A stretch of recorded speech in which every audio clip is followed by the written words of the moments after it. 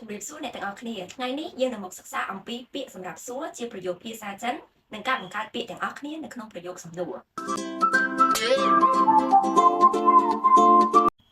ជាដំបូងយើងមកស្គាល់អំពីពាក្យទាំង10ដែលយើងប្រើប្រាស់ក្នុងការសួរសំណួរផ្សេងៗនៅក្នុងភាសាចិនពាក្យទាំងនោះមានដូចខាងក្រោមនរណា谁អ្វី什么ទីណា哪里ពេលណា什么时候ហេតុអ្វី为什么ដោយរបៀបណា怎么样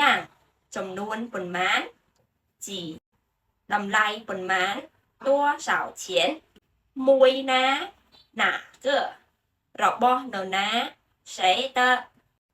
នៅពេលដែលយើងចង់បង្កើតប្រយោគដោយសួរអំពីនរណាម្នាក់យើងអាចប្រើពាក្យ谁ដើម្បីសួរឧទាហរណ៍谁是你的老师នរណាជាគ្រូបង្រៀនរបស់អ្នក谁是你的老师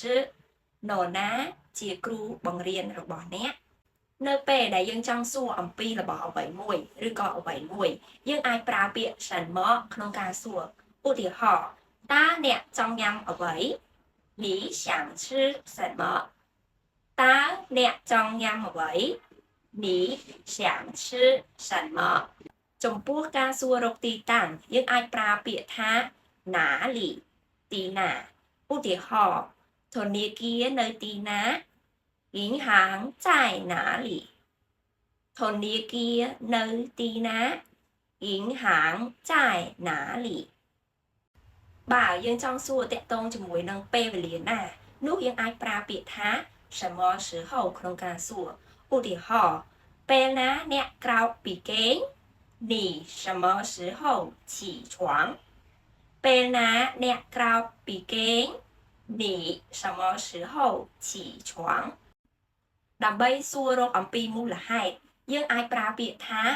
为什么ហេតុអ្វីឧទាហរណ៍ហេតុអ្វីអ្នកមកយឺត你为什么迟到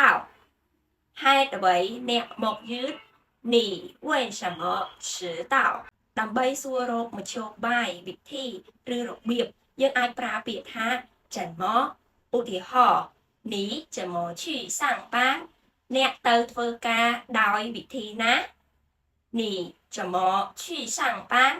អ្នកទៅធ្វើការដោយវិធីណានៅពេលដែលយើងចង់សួរតាក់ទងជាមួយនឹងចំនួនប៉ុន្មាននោះយើងអាចប្រើប្រាស់ពាក្យថា几ឧទាហរណ៍你有几件衣服អ្នកមានអាវចំនួនប៉ុន្មានកំភ្លេ你有几件衣服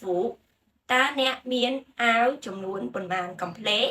ចំពោះការសួរអំពីចំនួនតម្លៃឬក៏ថ្លៃយើងអាចប្រើប្រាស់ពាក្យថា多少钱ក្នុងការសួរបានឧទាហរណ៍这件衣服多少钱អាវមួយកំភ្លេនេះតម្លៃប៉ុន្មាន这件衣服多少钱អាវមួយកំភ្លេនេះតម្លៃប៉ុន្មានចំពោះការសួរថាតើមួយណានោះយើងអាចប្រើពាក្យថា哪个ឧទាហរណ៍你喜欢哪个颜色តើអ្នកចូលចិត្តពណ៌មួយណា你喜欢什么颜色តើអ្នកចូលចិត្តពណ៌មួយណាដើម្បីសួរថារបស់នរណាគេភាសាចិនយើងអាចប្រើពាក្យថា谁的ឧទាហរណ៍ប៊ិចនេះជារបស់នរណា这是谁的笔នេះគឺជាប៊ិចរបស់នរណា这是谁的笔អរគុណអ្នកទាំងអស់គ្នាចំពោះការតាមដាននៅវីដេអូនៃការរៀនភាសាចិនមួយនេះសូមជួយចុច Subscribe Like និង Share ជូនមនុស្សជាទីស្រឡាញ់របស់លោកអ្នកដែលកំពុងរៀនភាសាចិន